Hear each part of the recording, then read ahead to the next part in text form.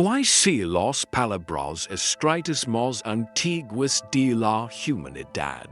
Nunca tuvieron la intención de contar el principio, sino de advertirnos sobre el final. YC la primera civilización no fue la primera en absoluto, sino los últimos sobrevivientes de algo mucho más antiguo. Bajo los desiertos ardientes del sur de Irak, donde el horizonte se ondula como un espejismo antiguo. Fragmentos de arcilla susurran de un tiempo que el mundo olvidó. Cada marca en forma de cuca presionada por menos muertes hochi 5,000 ecos. Todavía resuena débilmente con propósito, como si estuviera tratando de preservar no solo palabras, sino la memoria misma. Antes de que nos alejemos demasiado en las ruinas. Tomate un momento para dar me gusta a este video y suscribir. Pero solo si te atrae el tipo de historia que dorme entre el mito y la arqueología. Y si todavía estás aquí, deja un comentario diciendo desde donde estás escuchando y qué hora es. Me gustaría imaginar esta historia desarrollándose a través de zonas horarias. Levada suavemente hacia el sueño.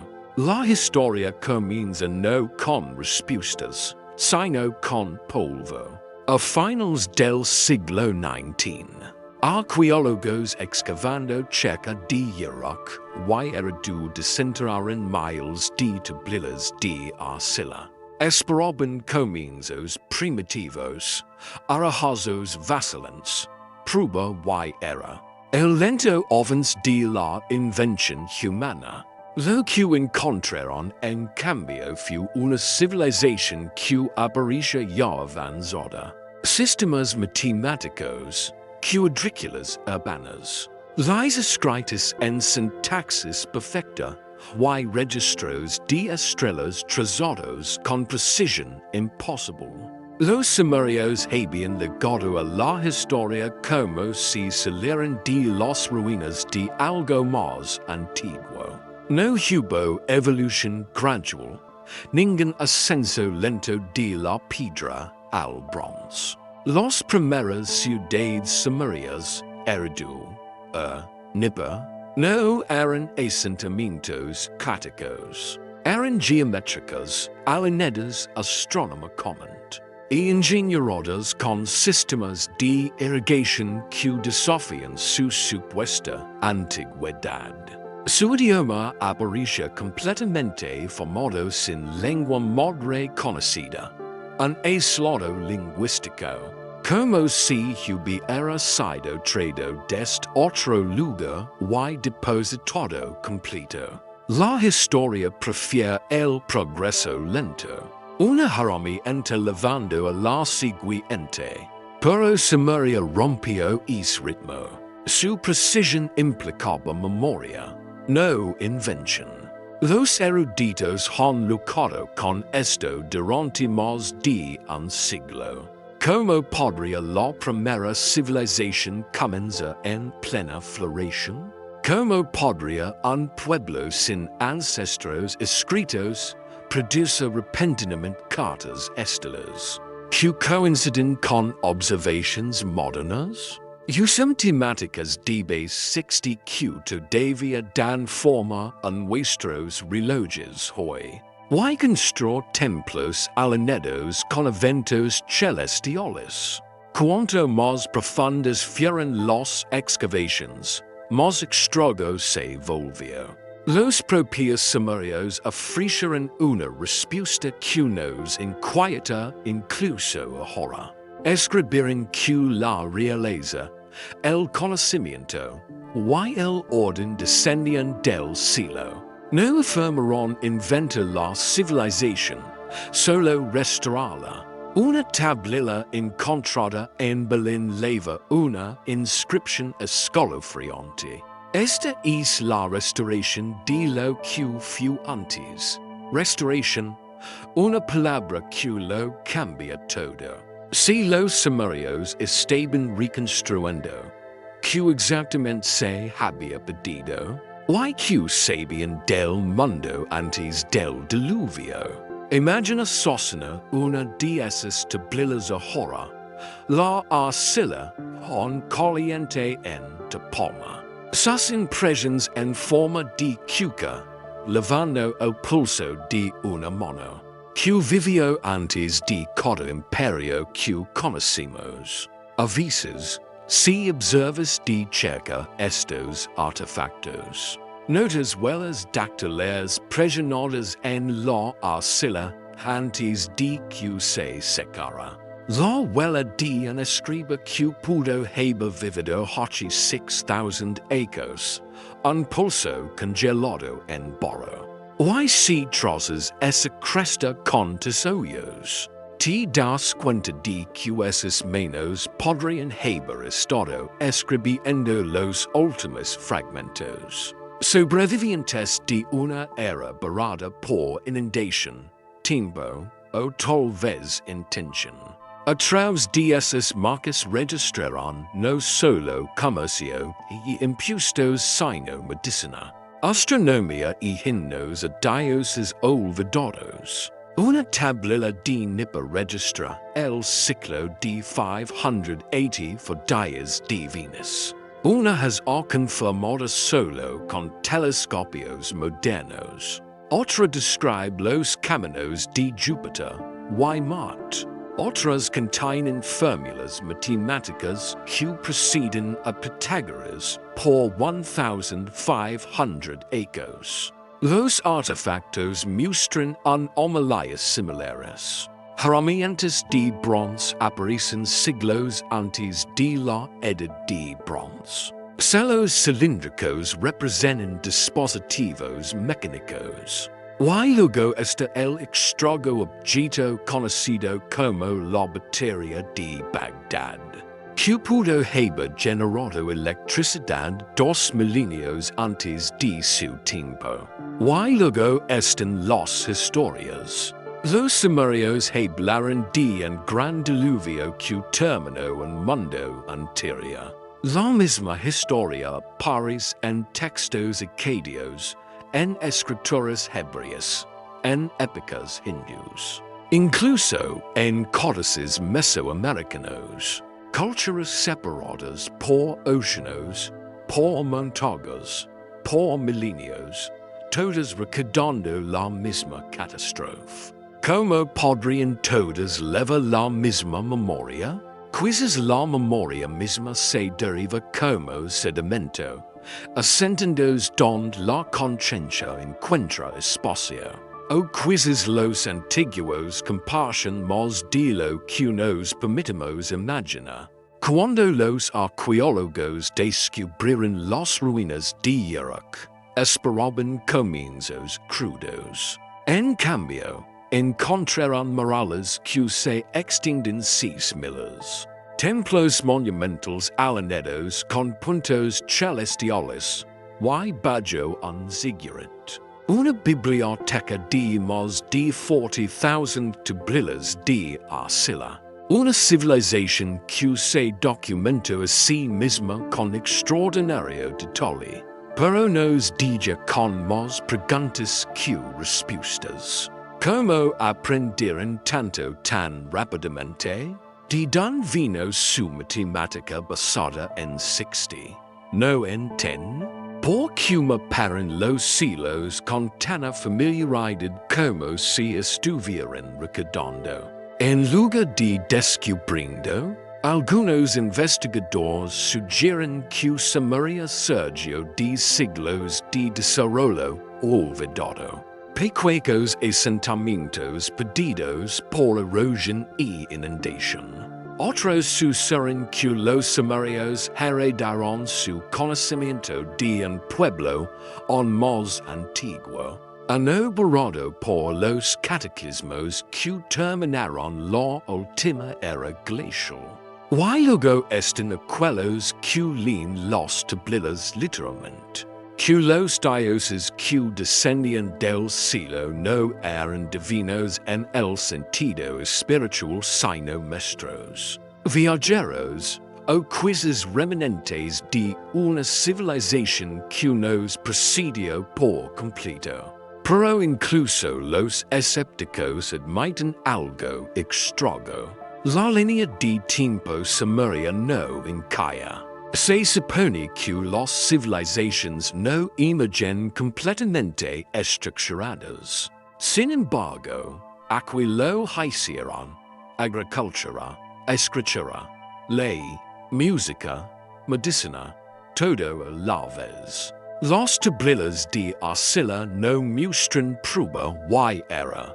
Muestran refinamiento como si lo que llamamos el nacimiento de la civilización fuera para ellos una reconstrucción.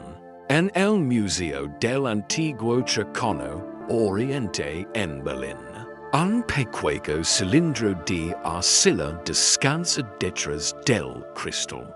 Las marcas en su superficie describen la construcción de un templo en honor a Inanna, la diosa del amor y la guerra, pero entre las líneas de dedicación. Una oración destaca: esta es la restauración de lo que fue antes. Restauración, una palabra que implica memoria, no invención. Es una confesión silenciosa de que incluso los sumerios se veían a sí mismos como herederos de algo más antiguo. A veces, cuando miras de cerca estos artefactos, notas huellas dactilares presionadas en la arcilla antes de que se secara. La huella de un escriba que pudo haber vivido hace 6,000 años. Y si trazas esa cresta con tus ojos, te das cuenta de que esos manos podrían haber escrito los últimos fragmentos, sobrevivientes de una era barrada por inundación, tiempo o crisis intención.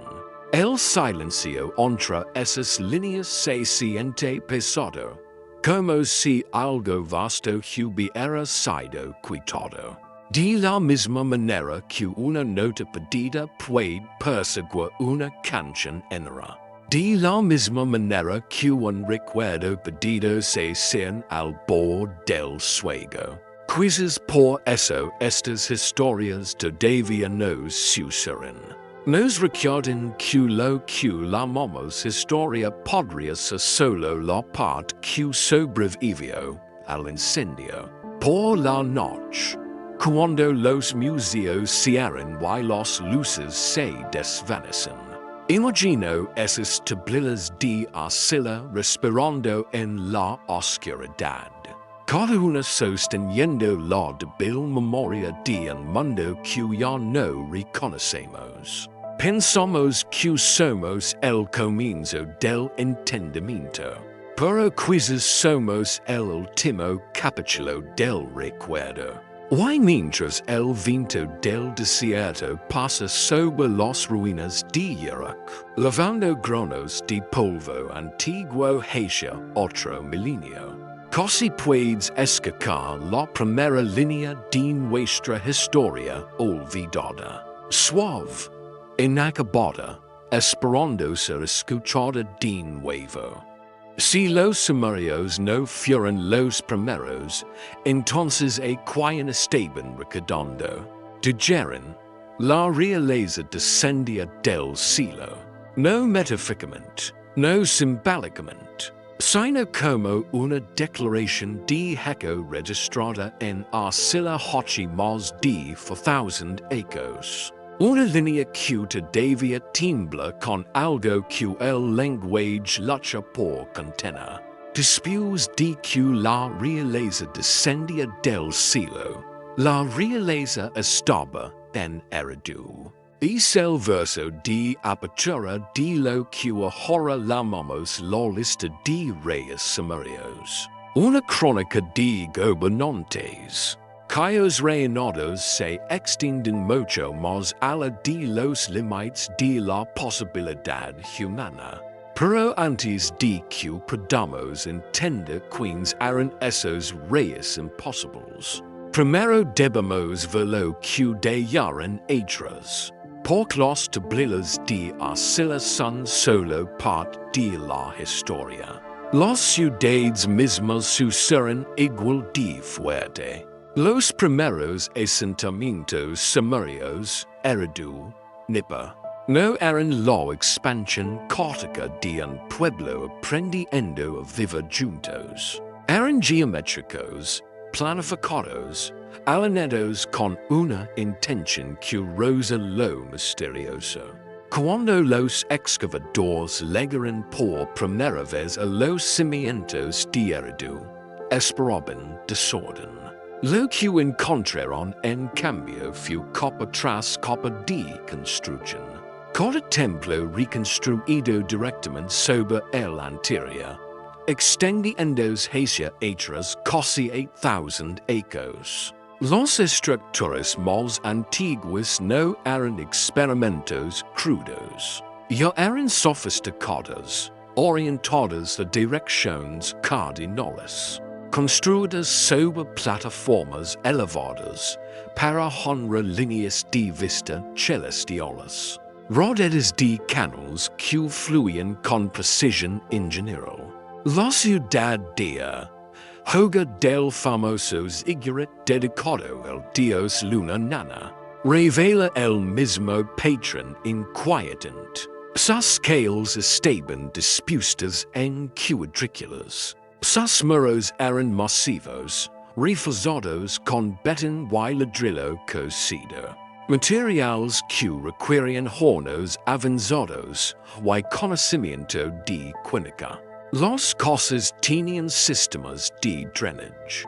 Los patios se abrían al cielo en proporciones deliberadas. Incluso la ubicación de las puertas seguía orientaciones astronómicas, como si los constructores estuvieran mapeando los cielos sobre la tierra misma. Nipa, el corazón religioso de Sumeria, se sentaba en el centro de una red de ciudades dispuestas en distancias, que corresponden a intervalos musicales y ciclos celestiales. Los arqueólogos han notado que el espacio entre los principales asentamientos sumerios refleja las mismas proporciones de base 60 usadas en sus matemáticas.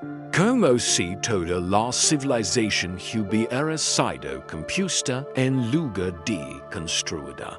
Esto no fue accidente. Fue arquitectura que recordaba algo. Y luego está el idioma mismo. El sumerio se encuentra solo en la historia del habla humana. No tiene parientes conocidos, sin ancestros lingüísticos, sin rastro evolutivo que conduzca hacia otras a formas más simples. Aparece en el registro arqueológico completamente formado, complejo, preciso y inexplicablemente aislado. Los lingüistas han pasado más de un siglo tratando de conectar el sumerio con otras familias de idiomas. Lo han probado contra indoeuropeo, semítico, dravida, incluso lenguas urálicas. Nada encalla. Existe fuera del árbol del lenguaje por completo. Como si hubiera sido trasplantado desde algún lugar o algún más. Escribir en sumerio era comprometerse con un sistema que mezclaba sonido, símbolo y significado de maneras que se sienten casi codificadas. Cada signo cuneiforme podía representar una palabra, una sílaba o una idea dependiendo del contexto. La gramática era aglutinante. construendo significado a través de desafíos en copas en patrones que requieren una sofisticación lingüística extraordinaria. Los propios Sumerios creen que su escritura venía de Nasaba, la diosa del conocimiento, cuyo nombre significa el que cuenta las estrellas. No afirmaron inventarla, dijeron que fue dada.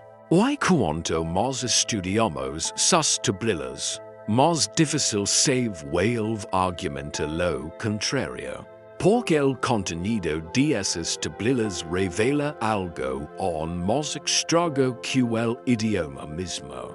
Conocimiento que no debería existir todavía. Una tablilla de arcilla descubierta en las ruinas de Nipa registra el ciclo orbital de Venus. Con asombrosa precisión, 580 días, coincidiendo con observaciones astronómicas modernas. Otra tablilla traza los movimientos de Júpiter y Saturno, rastreando sus posiciones a través de décadas con una precisión que requiere mantenimiento de registros multigeneracional y modelos matemáticos que asociamos con civilizaciones mucho más tardías. Mapas estelares grabados en celos cilíndricos muestran constelaciones que todavía reconocemos hoy. El Toro, el Escorpión, el León. Pero también incluyen referencias celestiales que sugieren que los Sumerios estaban observando no solo el cielo visible, sino ciclos dentro de ciclos. Cambios procesionales que toman miles de años en completarse.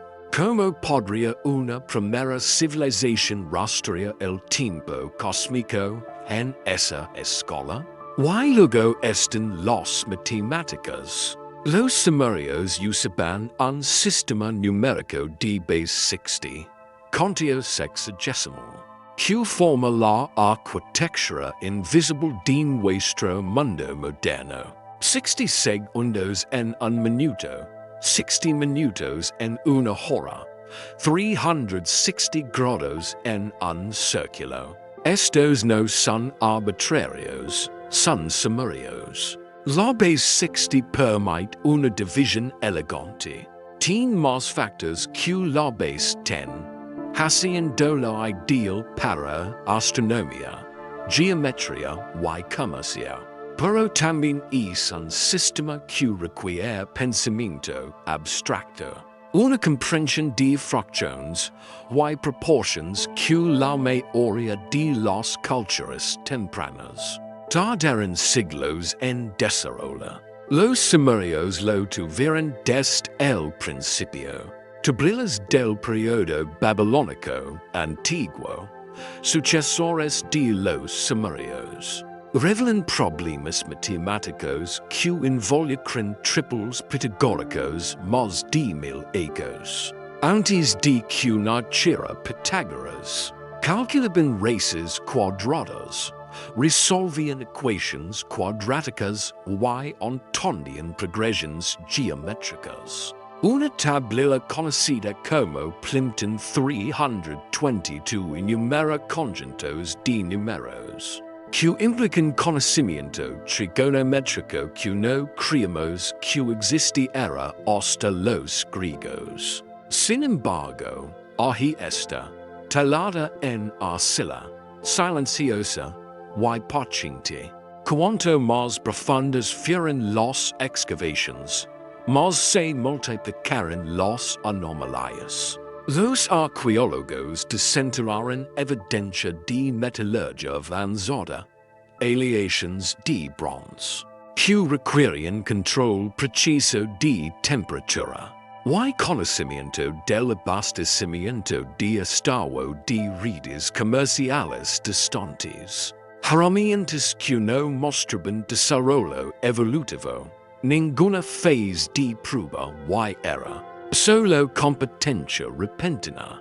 Encontraron textos médicos que describían procedimientos quirúrgicos, recetas farmacológicas uno docenas de compuestos vegetales y conocimiento anatómico, que sugería desechen y observación sistemática. Una tablilla enumera síntomas y tratamientos para más de una docena de condiciones organizadas con precisión clínica, y en todas partes a lo largo de las ruinas había organización, registros burocráticos, recibos de impuestos, escrituras de propiedad, inventarios de templos, registros de nómina para trabajadores. El tipo de complejidad administrativa que requiere no solo alfabetización, sino sistemas de memoria institucional transmitidos y refinados a través de generaciones. Pero ¿dónde estaban esas generaciones? ¿Dónde estaba el comienzo top? Los primeros pasos vacilantes, el lento ascenso de la piedra, al bronce al hierro. El registro sumerio no muestra nada de eso. Comienza ya en movimiento, ya sofisticado, ya redondo. Las ciudades mismas parecen hacer eco de esto. En Irak, bajo los grandes templos dedicados a Inanna y Anu, los excavadores encontraron estructuras más antiguas. Y de biodiesas, más antiguas todavía, cada capa más refinada que la de arriba. Como si la civilización se estuviera contrayendo en lugar de expandirse, haciéndose más pequeña, más simple, más olvidadiza a medida que avanzaba en el tiempo. Es lo contrario de lo que esperamos. Y se alinea perfectamente con lo que los propios Sumerios escribieron, que la realeza, el conocimiento y el orden descendían del cielo, y así que se refieren a dioses, maestros o remanentes de un pueblo olvidado que sobrevivió a alguna catástrofe antigua. Sus palabras apuntan a una idea inconfundible. Sumeria heredó la civilización, no la cree. La arcilla no miente, recuerda. Y lo que recuerda es un mundo que vino antes. Un mundo que construyó en líneas rectas, contu en sextis. Rastre las estrellas a través de milenios y deja otras no ruinas, sino ecos. Ecos preservados en la geometría de ciudades, en el aislamiento del lenguaje, en la precisión de las matemáticas y en la inquietante sofisticación de un pueblo, que aparece en la historia ya despierta. La pregunta que acecha el silencio entre esas tablillas de arcilla no es como los Sumerios lograron tanto. Es quien les enseñó a recordar. Entre las miles de tablillas dispersas en colecciones de museos y sitios arqueológicos, un documento se destaca, no por ser más grande o más ornamentado, sino por lo que se atreve a afirmar. Se llama la lista de reyes sumerios y se lee como una crónica de imposibilidad. La tablilla comienza con una sola línea talada en la misma escritura cuneiforme, en forma de cuca usada para conteos de grano y recibos comerciales. Después de que la realeza descendía del cielo, la realeza estaba en heredú. Lo que sigue es una lista de gobernantes, nombres, ciudades, duraciones de reinados. Extendiendos hacia atrás a través del tiempo hasta que los números mismos se descomponen en algo que ya no se siente humano. Se nombran ocho reyes, ocho gobernantes que gobernaran el mundo antes del diluvio. Esos reinados no se miden en décadas o incluso siglos. Se miden en decenas de miles de años. Olulam, el primer rey, reinó durante 28,800 años. Alagar, el segundo, durante 36,000 años. Enmenuana gobernó durante 43,200 años. Una y otra vez continúa la lista. Cada nombre emparellado con una ciudad. Eridu, Bantabira, Larak, Sipa, Shurapak. Y cada reinado imposiblemente largo como si el tiempo mismo operara bajo diferentes leyes. En total, estos ocho reyes prediluvio gobernaron durante 140,200 años. Luego la tablilla registra una sola oración abrupta. Entonces el diluvio barrió. Y después de esa línea, todo cambia. Los reinados se reducen. La mortalidad regresa. Los reyes que siguen al diluvio gobiernan durante cientos de años, luego décadas. Luego vidas reconociblemente humanas. La era de los dioses da paso a la era de los hombres. Lo imposible se vuelve histórico. Lo mítico colapsa en lo mundano. Pero la transición es perfecta. La lista de reyes no distingue entre las dos eras en tono o estilo. Trata ambas con la misma precisión burocrática como si registrara no fantasía sino memoria. Y eso es lo que más inquieta a los eruditos porque la lista de reyes Sumerios. Number fue escrita como mitología. No era un himno o una oración o un poema destinado a inspirar. Era un documento burocrático grabado en la misma escritura cuneiforme usada. Para registros de impuestos, inventarios de templos y recibos de grano.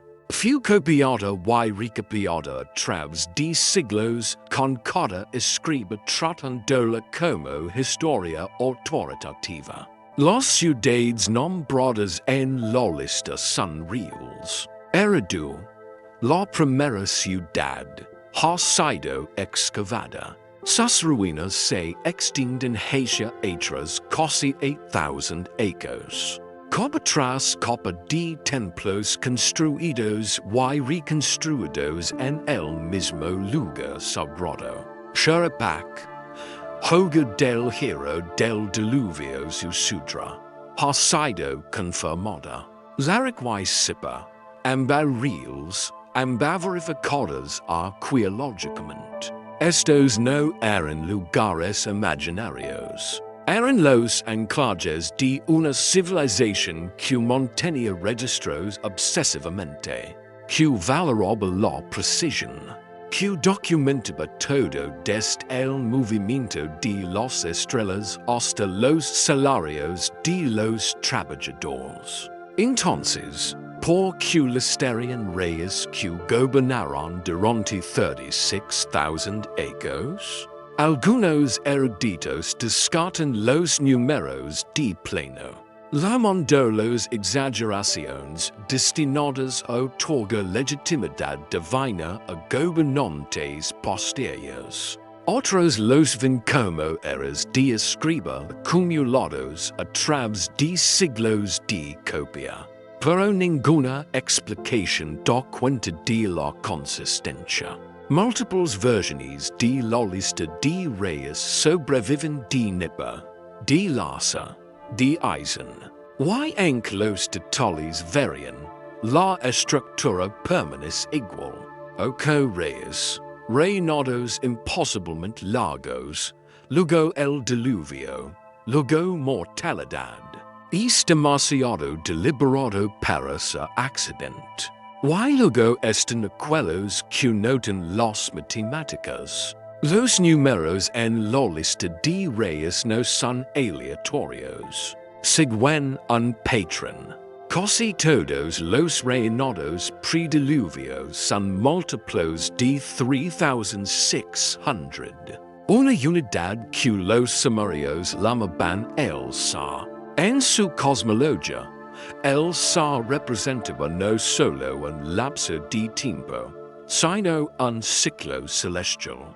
El periodo que tomaba para que ciertas alineaciones planetarias regresaran a sus posiciones iniciales. El reinado de Elulam, 28,800 acres, equivale a 8 sas. El reinado de Alagar, 36,000 acres, equivale a 10 sas. El reinado de Enmenluana, 43,200 acres, equivale a 12 sas. El patrón se repite. Los números no son vidas, son códigos astronómicos. Épocas marcadas por el giro de los siglos en lugar del latido de corazones humanos. Para los eruditos que ven la lista de reyes a través de esta lente, los reyes prediluvio no eran individuos, eran símbolos, guardians de deidades celestiales, encarnaciones de ciclos planetarios. Representantes de eras tan vastas que solo las estrellas podían medirlas. Tal vez la realeza descendía del cielo no era metáfora en absoluto, sino una declaración de orden cósmico, un sistema donde los gobernantes eran elegidos no por lineage, sino por alineación con el cielo mismo.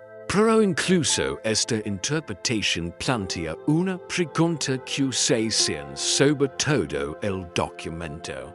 Como una sombra, ¿por qué una cultura burocrática codificaría astronomía en su lineage real? A menos que creyeran que los dos eran inseparables, a menos que vieran el tiempo, la realeza y el movimiento celestial como un solo hilo tejido, a no que había sido cortado por el diluvio y tenía que ser recordado, preservado, transmitido en arcilla para que nunca se olvidara de nuevo. Porque para los Sumerios, la lista de reyes no era alegoría, era historia. Creían que estos reyes existieran. Creían que los reinados eran reales. Incluso si la escuela desafiaba la comprensión humana. ¿Y creían que el diluvio que terminó esa era no era una historia inventada para explicar el sufrimiento? Era un recuerdo de un cataclismo real. A no tan vasto que reinició el reloj de la civilización misma. El diluvio no borró la fantasía, borró la memoria.